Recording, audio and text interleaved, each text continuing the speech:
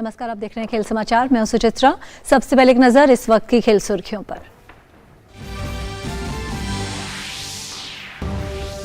Indian premiere league में आज Rajasthan Royals और पंजाब किंग्स धर्मशाला में होंगी आमने सामने। प्लेऑफ की दौड़ से लगभग बाहर हो चुकी दोनों ही टीमें सीजन के आखिरी मुकाबले में दर्ज करना चाहेंगी जीत।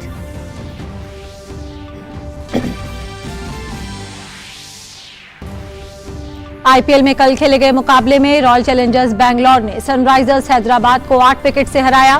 प्लेयर ऑफ द मैच चुने गए विराट कोहली ने खेली शानदार शतकीय पारी।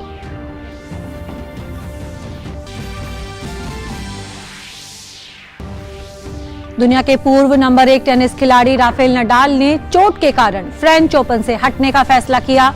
नडाल ने कहा कि 2024 उनके पेशेवर करियर का आखिरी सीजन होगा।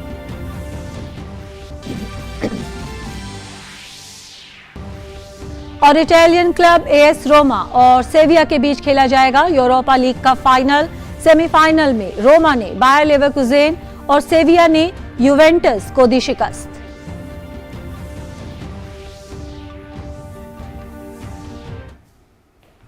खबर विस्तार से। सबसे पहले बात करते हैं इंडियन प्रीमियर लीग की। आईपीएल के आज के मुकाबले में राजस्थान रॉयल्स और पंजाब किंग्स के बीच धर्मशाला में मुकाबला होगा। पंजाब किंग्स को पिछले मुकाबले में दिल्ली कैपिटल्स के खिलाफ 15 रन से हार का सामना करना पड़ा था। वहीं राजस्थान रॉयल्स को पिछले मुकाबले में रॉयल चैलेंजर्स बैंगलोर के खिलाफ 112 रन से हार का सामना करना पड़ा था। राजस्थान रॉयल्स इस वक्त पॉइंट्स टेबल में 12 अंक के साथ छठे और पंजाब किंग्स 12 अंक के साथ 8वें पायदान पर है। दोनों ही टीमें प्लेऑफ की रेस से लगभग बाहर हो चुकी हैं, लेकिन सीजन के अपने आखिरी मुकाबले में दोनों ही टीम जीत दर्ज करना चाहेंगी। गुरुवार को खेले गए आईपीएल के एक मुकाबले में रॉयल चैलेंजर्स बैंगलोर ने सनराइजर्स हैदराबाद को 8 विकेट से हरा दिया। इस मुकाबले में हैदराबाद ने आरसीबी को जीत के लिए 187 रन का लक्ष्य दिया था। आरसीबी ने विराट कोहली और डुप्लेसी की शानदार बल्लेबाजी की मदद से इस लक्ष्य को अंतिम ओवर में हासिल कर लिया। आरसीबी की जीत के हीरो विराट कोहली रहे, जिन्होंने शानदार शतकीय पारी खेली। कोहली के आईपीएल करियर का यह छठा शतक रहा। उन्होंने 100 रन बनाए। वहीं कप्तान डुप्लेसी ने 71 रन का योगदान दिया। हैदराबाद की ओर से हेनरिक क्लासेन ने भी शतकीय पारी खेली। वे 104 रन बनाकर आउट हुए। रॉयल चैलेंजर्स बैंगलोर के स्टार बल्लेबाज विराट कोहली ने इंडियन प्रीमियर लीग में अपना 4 साल का शतक का सूखा खत्म किया।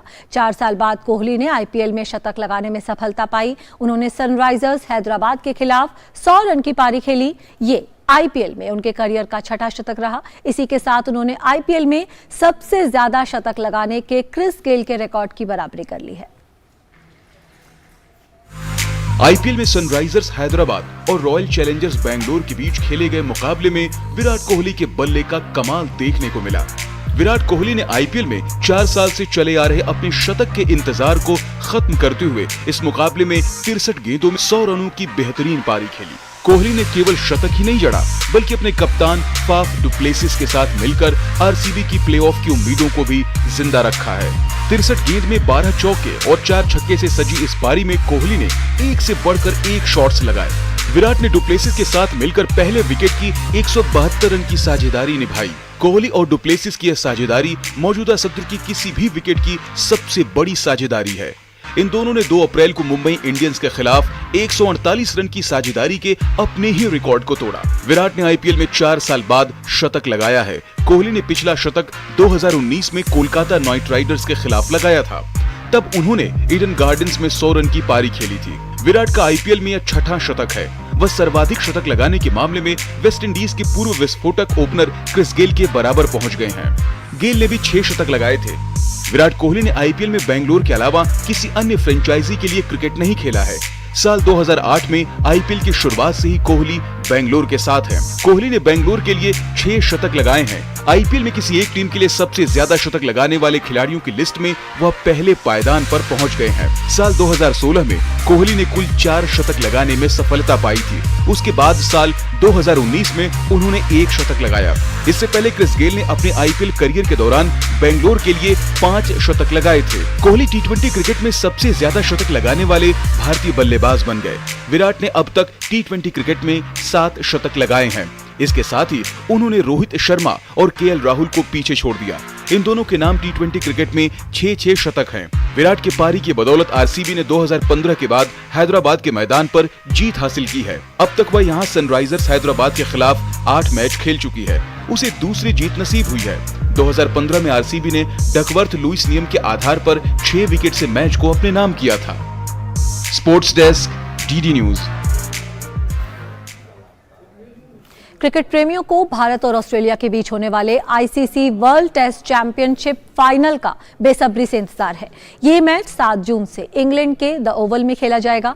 ऑस्ट्रेलिया के पूर्व कप्तान रिकी पॉन्टिंग के मुताबिक इंग्लैंड की परिस्थितियों को देखते हुए ऑस्ट्रेलिया इस मैच में फेवरेट के तौर पर उतरेगी। के बीच 7 जून से आईसीसी वर्ल्ड टेस्ट चैंपियनशिप का फाइनल खेला जाएगा। शुक्रवार को दिल्ली में ICC world test championship final के कर्टन रेजर के रूप में एक समारोह का आयोजन किया गया। इसमें ऑस्ट्रेलिया के पूर्व कप्तान रिकी पॉन्टिंग शामिल हुए। रिकी पॉन्टिंग ने कहा कि भारत और ऑस्ट्रेलिया के बीच पिछले कुछ समय में शानदार क्रिकेट राइवलरी देखने को मिली है। ऐसे में फाइनल के रोमांचक होने की उम्मीद है। Series by series, game by game, whether it be a test match, a one-day or a T20, that rivalry has grown and grown and grown to the point now where you actually hear a lot of the younger Australian players talk about that the rivalry is almost as big as the Australian-England rivalry, and if it ever gets to that, then that's when you have, through the course of a year, that's where you have some incredible, the course of a World Test Championship cycle, that's where you end up having some amazing series. ICC world test championship final the Oval में खेला जाएगा। Ponting ने कहा कि England की परिस्थितियां भारत से ज्यादा ऑस्ट्रेलिया की मददगार होंगी। ऐसे में फाइनल में ऑस्ट्रेलिया का पलड़ा भारी रहेगा। There's a neutral venue. There's also the choice of ball as well, which has been in the news the last few weeks. Will it be the Duke ball? Will it be the Kookaburra ball? I think it sounds like both teams have decided on it's going to be the Kookaburra ball. So even that, you don't know how the Kookaburra ball is going to play in England. Every time you go to England, you're used to seeing the Duke ball and what it does. So there's those little aspects to it as well. But if you looked at conditions only, then you would have to think that there's a slight advantage to Australia. ICC world test championship final में कई सब plots पर भी सबकी नजर रहेगी। Ponting ने कहा कि उनके हिसाब से मुख्य मुकाबला भारतीय टॉप ऑर्डर और ऑस्ट्रेलिया के तेज गेंदबाजों के बीच रहेगा। वहीं भारतीय स्पिनर्स और ऑस्ट्रेलियाई मिडिल ऑर्डर के बीच भी रोमांचक मुकाबला देखने को मिलेगा। India's top order against Australia's fast bowling, I think, is a bit of a mouth-watering sort of thought going forward. I'd like to see in this wicket is to have a really good contest day 4, day 5, or maybe even day 6, seeing how it's going. But between the Indian spinners and the Australian middle order to sort of finish off the test. Ricky Ponting ने match से पहले दोनों ही टीमों के कप्तानों को सलाह दी कि वे एक शानदार मैच खेलें और परिणाम के लिए खेलें। I think the cricket-loving world deserves to see an unbelievably good Test match with the result. We don't want to have a drawn game. So I'd be saying to both captains, let's go out there, let's play good, hard, aggressive Test match cricket, and let's just think about make sure there's a result at the end. If it means that you got to put yourself or your team on the line to potentially lose a game, to give yourself a chance to win the game, go and do it, because I think that's what everyone that loves the Test match game wants to see, right? इस मौके पर कई उभरते हुए युवा cricketers ने भी Ricky Ponting से सवाल जवाब किए। रिकी पॉन्टिंग मतलब क्लास बैट्समैन है, उनका फुटवर्क से बहुत सीखने को मिलता है। ऑस्ट्रेलिया क्योंकि इंग्लैंड की और ऑस्ट्रेलिया की कंडीशन सिमिलर है थोड़ी, और वहाँ पर पिचेस भी ग्रासी हैं इंग्लैंड में जैसे ऑस्ट्रेलिया में होती हैं। बीइंग एन इंडियन मैं तो यही चाहूँगी कि इंडिया जीते, बट स्टिल टेक्निकल देखा जाए then Australia is a better team because they are in a better form and as per the previous matches हमने देखा है कि ऑस्ट्रेलिया इंग्लैंड के पिचेस पे बहुत अच्छा परफॉर्म कर पा रही है। शमी, विराट कोहली एंड भुवनेश्वर कुमार, इन तीनों को अगर इंडिया को जीतना है तो इनका परफॉर्म करना बहुत इंपॉर्टेंट है। ICC world test championship final 7 से 12 जून तक द ओवल में खेला जाएगा। इस मैच के लिए एक रिजर्व डे भी रखा गया है। पिछले कुछ समय से भारत और ऑस्ट्रेलिया दोनों का प्रदर्शन शानदार रहा है। ऐसे में वर्ल्ड टेस्ट चैंपियनशिप फाइनल में इन दोनों के बीच रोमांचक मुकाबला देखने की उम्मीद है। Suchitra, DD news, Delhi. बात करते हैं टेनिस की। दुनिया के पूर्व नंबर 1 टेनिस खिलाड़ी राफेल नडाल ने चोट के कारण फ्रेंच ओपन से हटने का फैसला किया है। उन्होंने कहा है कि 2024 उनके पेशेवर करियर का अंतिम सीजन होगा। Clay court grand slam tournament French open में रिकॉर्ड 14 खिताब जीतने वाले नडाल 2005 में इस टूर्नामेंट में पदार्पण करने के बाद पहली बार इस प्रतियोगिता में नहीं खेल पाएंगे। चोट के चलते नडाल ने 28 मई से शुरू होने वाले फ्रेंच ओपन से अपना नाम वापस ले लिया है। ऑस्ट्रेलिया में मुझे लगी चोट में सुधार वैसा नहीं हुआ जैसा मैं चाहता था। हम भविष्य के लक्ष्यों पर ध्यान केंद्रित करते हुए हम नॉनस्टॉप काम कर रहे हैं। हालांकि मैं रास्ते में कुछ चूक गया था। फ्रेंच ओपन जो सबसे महत्वपूर्ण था अब असंभव हो गया है। अपने करियर में पहली बार मैं प्रतियोगिता का हिस्सा नहीं बन पाऊंगा। मेरे लिए इस टूर्नामेंट के क्या मायने हैं आप अंदाजा लगा सकते हैं कि मेरे लिए फैसला लेना कितना मुश्किल है। खैर, मैंने फैसला नहीं किया, यह फैसला मेरे शरीर ने किया। 36 वर्षीय नडाल ने उम्मीद जताते हुए कहा कि 2024 उनके पेशेवर करियर का अंतिम सत्र हो सकता है। मेरा इरादा ये है कि ये मेरा आखिरी साल हो। बाद में आप कभी नहीं जान सकते कि क्या हो सकता है। मैं ये सुनिश्चित करने की कोशिश कर रहा हूँ कि मेरा आखिरी साल सिर्फ एक परेड साल न हो। मैं उच्चतम स्तर पर प्रतिस्पर्धा करने के लिए हर संभव कोशिश कर रहा हूँ और मैं अगले साल इस मिट्टी के दौरे पर आने का विकल्प देने और टूर्नामेंट जीतने की कोशिश करने के लिए प्रतिस्पर्धा करने के लिए हर संभव प्रयास करने जा रहा हूँ। सच्चाई ये है कि दिन ब दिन मेरे शरीर स्तर काफी खराब हो रहा है। हालांकि नडाल ने अगले साल पेरिस में होने वाले ओलंपिक में खेलने की इच्छा जाहिर करते हुए कहा, मुझे ओलंपिक खेलना अच्छा लगता है और मैं वहां होने की उम्मीद करता हूं। मैं उन प्रतियोगिताओं को खेलना चाहता हूं जो मेरे लिए महत्वपूर्ण हैं और आप जानते हैं कि निश्चित रूप से ओलंपिक खेल उन प्रतियोगिताओं में से एक है जिनमें मुझे शामिल होना अच्छा लगेगा। मैं वहां होने की उम्मीद करता हूं। मैं नहीं कह सकता कि ये मेरा आखिरी टूर्नामेंट होगा या नहीं। क्ले कोर्ट के बादशाह कहे जाने वाले नडाल ने फ्रेंच ओपन में 18 बार हिस्सा लेते हुए 112 मैच जीते हैं और उन्हें सिर्फ 3 बार हार का सामना करना पड़ा, जो किसी भी एक ग्रैंड स्लैम में महिला और पुरुष वर्ग में विश्व रिकॉर्ड है। वहीं उनके नाम कुल 22 ग्रैंड स्लैम हैं। हालांकि बीते मार्च में नडाल 2005 के बाद पहली बार विश्व रैंकिंग में टॉप 10 से बाहर हो गए थे और फिलहाल वे 14वें स्थान पर हैं। गौरतलब है कि फ्रेंच ओपन का आयोजन 28 मई से 11 जून तक होगा। Sports desk, DD news. यहाँ पर लेते हैं छोटा सा ब्रेक, देखते रहिए खेल समाचार। अर्जुन, 10th में you made us really proud. अब आगे क्या सोचा है? पापा, मैंने IIT जाना है और इंजीनियर बनना है। थिंक IIT, थिंक विद्या मंदिर। मकसद हो बुलंद लोकतंत्र की आवाज, जज्बा तमाशे का शोर नहीं, जनहित पर हो जोर, मुद्दा जो तय करता हो देश की दिशा, सवाल वही जिनसे जुड़ा हो जन सरोकार। देखिए 5 की पंचायत मेरे साथ सोमवार से शुक्रवार शाम 5 बजे सिर्फ डीडी न्यूज पर।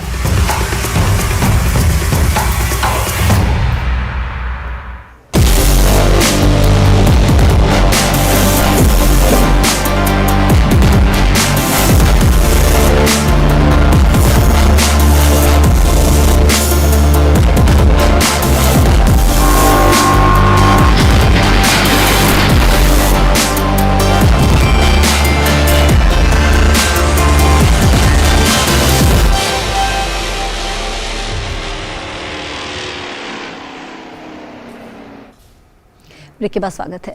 पटियाला के साई इंस्टीट्यूट में इन दिनों अंडर 17 और अंडर 23 के पहलवानों का ट्रायल आयोजित हो रहा है। इस ट्रायल में करीब 800 युवा पहलवान हिस्सा ले रहे हैं। ये ट्रायल किर्गिस्तान में आयोजित होने वाली एशिया चैंपियनशिप के लिए किए जा रहे हैं। पटियाला के साई इंस्टीट्यूट में भारत के विभिन्न राज्यों से आए कुश्ती के खिलाड़ियों के ट्रायल चल रहे हैं, जिसमें से 800 कुश्ती प्रतियोगी भाग ले रहे हैं। पटियाला में अंडर 17 और अंडर 23 के पहलवानों का ट्रायल आयोजित हुआ, जिसमें महिला पहलवानों ने भी हिस्सा लिया। पहलवानी एक ऐसा क्षेत्र रहा है जिसमें देश के पहलवानों ने हर स्तर पर देश का मान बढ़ाया है। ऐसे में इस ट्रायल में भी दिल्ली, हरियाणा और देश के अन्य राज्यों से आए पहलवानों ने शिरकत की और अपने आप को साबित करने का दमदार प्रयास दिखाया। ट्रायल में साई द्वारा हर तरह की सुविधा दी जा रही है, जिससे खिलाड़ियों से लेकर तकनीकी अधिकारी भी बेहद खुश दिखे। साई की तरफ से खाना रहना ये दिया गया है और बहुत ही मतलब बढ़िया सिस्टमेटिक ढंग से काम चल रहा है। और ये जो कंपटीशन है ये अंडर 17 और अंडर 23 ये बिश्केक किर्गिस्तान में एशियन चैम्पियनशिप के लिए सिलेक्शन ट्रायल है। हर स्टेट से हैं, महाराष्ट्र से हैं, उत्तराखंड से हैं, हिमाचल से हैं, हरियाणा से हैं, दिल्ली से हैं, पंजाब से हैं, गुजरात से भी कैंडिडेट हैं, बिहार से आए हुए हैं, सभी स्टेटों के बच्चे आए हुए हैं। गवर्नमेंट ऑफ इंडिया स्पोर्ट दे रही है, जो लड़का फर्स्ट हो आएगा उसको सीधी टीम दूसरे देश के लिए जाएगी, और जो सेकंड थर्ड बच्चे हैं उनके लिए कैंप लगेगा। कैंप में जाके उनमें मतलब प्रोग्रेस और ज़्यादा बढ़ेगी, ये फ़ायदा में। साई लखनऊ में ट्रेनिंग करती हूँ, जो NCOE है, national centre of excellence Lucknow में, वहाँ मैं ट्रेनिंग करती हूँ फ़िलहाल। वहाँ पे बहुत अच्छी फैसिलिटीज़ है, आने जाने का खर्चा हमारे को, हम वहाँ पे बहुत अच्छी डाइट भी मिलती है, रहने का भी बहुत अच्छा सिस्टम है, न्यू हॉस्टल बना है हमारे लिए, तो मतलब सरकार हमारे लिए बहुत कुछ करती है, अच्छी फैसिलिटीज़ देती है हमें, हमारे आने जाने का खर्चा पूरा, और यहाँ पे रहने की व्यवस्था भी सरकार देती है। कल के दिन मेरा आउट हुआ है, अच्छा प्रदर्शन रहा। यहाँ पे आके मुझे बहुत अच्छा लग रहा है, और यहाँ पे बहुत सारी फैसिलिटीज़ हमको प्रोवाइड करी है, और यहाँ पे खाना और रेसलिंग हॉल्स अच्छे हैं, और बहुत सारी फैसिलिटीज़ इन्होंने प्रोवाइड करी है हमको, और बहुत अच्छा लग रहा है यहाँ पे। वहीं ट्रायल शुरू होने की खुशी हर वर्ग में दिखाई दी। सभी ने माना कि आगामी चैंपियनशिप्स को देखते हुए कुश्ती दोबारा से अपने रंग में दिख रही है, और इससे जुड़ी गतिविधियां तेजी पकड़ रही हैं। मुझे इस बात की खुशी है कि फाइनली रेसलिंग के ट्रायल्स कंडक्ट हुए हैं यहाँ पर, और ये टीम यहाँ से जो बच्चे सिलेक्ट होंगे वो अगला बिश्केक किर्गिस्तान में पार्टिसिपेट करेंगे। I am glad that the competitions have got started, क्योंकि रेसलिंग में आगे इम्पॉर्टेंट कॉम्पिटिशन्स है, वर्ल्ड चैम्पियनशिप्स है, एशियन गेम्स है, so keeping the country in mind, I think this is a very good start. निश्चित रूप से कुश्ती से जुड़े इन युवा खिलाड़ियों के लिए ये एक बड़ा और सकारात्मक दिशा में उठा कदम है, जिसमें हर कोई आगे बढ़ना चाहता है और देश को पदक दिलाने के लिए खुद को इस ट्रायल में बेस्ट साबित करने के लिए एड़ी चोटी का जोर लगा रहा है। Sports desk. और प्रधानमंत्री नरेंद्र मोदी आज से 3 देशों जापान, पापुआ न्यू गिनी और ऑस्ट्रेलिया की यात्रा पर हैं। अपने पहले पड़ाव पर प्रधानमंत्री जापान पहुंच चुके हैं, और अब से कुछ ही देर पहले प्रधानमंत्री जापान पहुंचे। अपने 3 देशों की यात्रा के पहले पड़ाव जापान पर। यात्रा के पहले चरण में पीएम मोदी जापान के प्रधानमंत्री फुमियो किशिदा के निमंत्रण पर G7 शिखर सम्मेलन में भाग लेंगे। G7 सम्मेलन में कई मुद्दों पर चर्चा की जाएगी।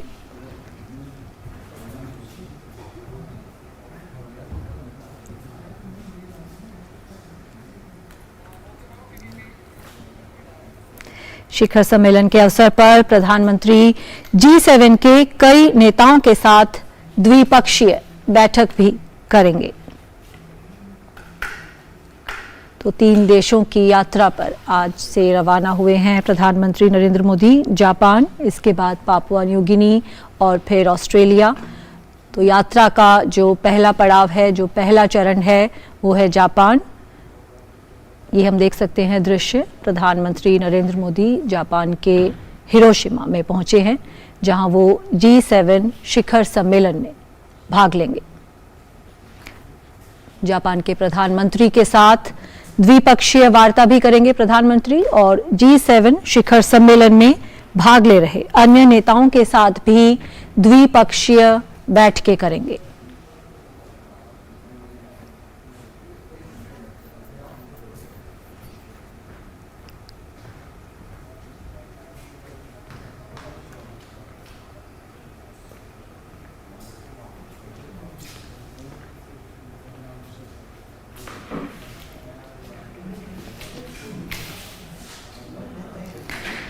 प्रधानमंत्री नरेंद्र मोदी आज से 3 देशों जापान, पापुआ न्यू गिनी और ऑस्ट्रेलिया की यात्रा पर हैं। अपने पहले पड़ाव, यात्रा के पहले चरण में प्रधानमंत्री जापान पहुंचे हैं।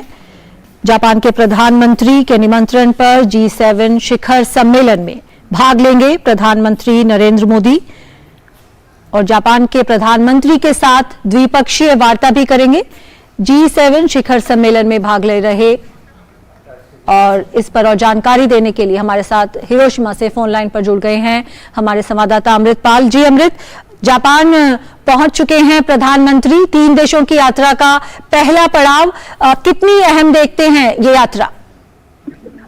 जी, काफी अहम यात्रा है। प्रधानमंत्री अभी कुछ देर पहले ही यहाँ हिरोशिमा एयरपोर्ट पे उनका स्पेशल प्लेन लैंड किया। अभी वो रास्ते में है ग्रैंड शेराटन होटल है एक, जहाँ पर इंडियन कम्युनिटी प्रधानमंत्री के स्वागत में पूरे जापान भर से आई है। प्रधानमंत्री उनसे ब्रीफ इंटरैक्शन करेंगे। प्रधानमंत्री की ऑफिशियल एंगेजमेंट्स कल शुरू होंगी, जब प्रधानमंत्री कोर्ट की बैठक में हिस्सा लेंगे।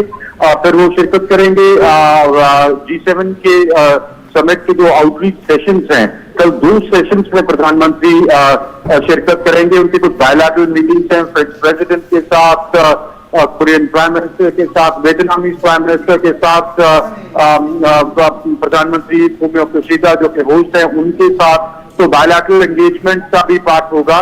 तो उस लिहाज से मल्टीलैटरल फोरम में क्वाड की मीटिंग में जो वहाँ इंडो पैसिफिक का मेन फोकस रहेगा, और बायलैटरली आप देखें दोनों विकसित देश जिसमें ऋषि सुनाक यूनाइटेड किंगडम के वो परसों मिलेंगे, उनसे इमानुएल मैक्रोन से मिलेंगे, फूमियो किशिदा से मिलेंगे। वहीं ग्लोबल साउथ के देशों से मुलाकात कर रहे हैं, वियतनाम के प्रधानमंत्री से मुलाकात कर रहे हैं। तो क्लियरली ये काफी अहम दौरा है। दूसरा, जैसे प्रधानमंत्री ने आने से पहले व्यक्तित्व में कहा कि अपने स्टेटमेंट में कहा कि वो इसको इसलिए भी अहम मानते हैं क्योंकि भारत इस साल G20 की अध्यक्षता कर रहा है। क्लियरली एक मैसेज दे रहे थे प्रधानमंत्री कि G20 खास करके ग्लोबल साउथ की जो एस्पिरेशंस हैं, प्रायोरिटीज हैं, वो उस पर जोर देंगे इस समिट में कि ये जो दुनिया के 7 बड़ी और ताकतवर इकोनॉमीज हैं उनको फैक्टर इन करें ग्लोबल साउथ के प्रायोरिटीज को, क्योंकि G7 G20 का भी पार्ट है। तो उस लिहाज से ये दौरा काफी अहम है। जी बिल्कुल। प्रधानमंत्री ने अपने वक्तव्य में कहा था कि दुनिया के सामने जो आने वाली चुनौतियां हैं उन पर वो सामूहिक रूप से विचारों का आदान प्रदान करने को लेकर उत्सुक हैं। अगर हम बायलैटरल्स की भी बात करें, अमृत से हमारा संपर्क टूट गया है। तो जिस तरह से कि अमृतपाल बता रहे थे, एक बेहद अहम ये दौरा है, बेहद अहम यात्रा है। G7 के शिखर सम्मेलन में भाग लेंगे प्रधानमंत्री नरेंद्र मोदी, और ये इसलिए भी और भी ज्यादा खास रहने वाला है क्योंकि इस साल G20 की जो अध्यक्षता है वो भारत के पास है, और जो G7 है वो भी G20 का हिस्सा है। ऐसे में प्रधानमंत्री के पास ये जो यात्रा है एक तरह से मौका है इन नेताओं के साथ विचारों के आदान प्रदान करने का। जिस तरह से अपने वक्तव्य में भी प्रधानमंत्री ने कहा है कि दुनिया के सामने इस वक्त जो चुनौतियां हैं उनके साथ सामूहिक रूप से मिलकर उन चुनौतियों से लड़ने का जो एक मौका प्रदान करती हैं इस तरह की मुलाकातें। और यहाँ पर प्रधानमंत्री की जो द्विपक्षीय वार्ता होंगी विभिन्न नेताओं के साथ, उसमें इन चुनौतियों से कैसे पार पाया जाए, किस तरह से इन चुनौतियों से लड़ा जाए, उसे लेकर विस्तृत बातचीत होगी प्रधानमंत्री की। तो प्रधानमंत्री नरेंद्र मोदी 3 देशों की यात्रा पर आज पहुंचे हैं, और यात्रा के पहले पड़ाव पे वो जापान पहुंचे हैं।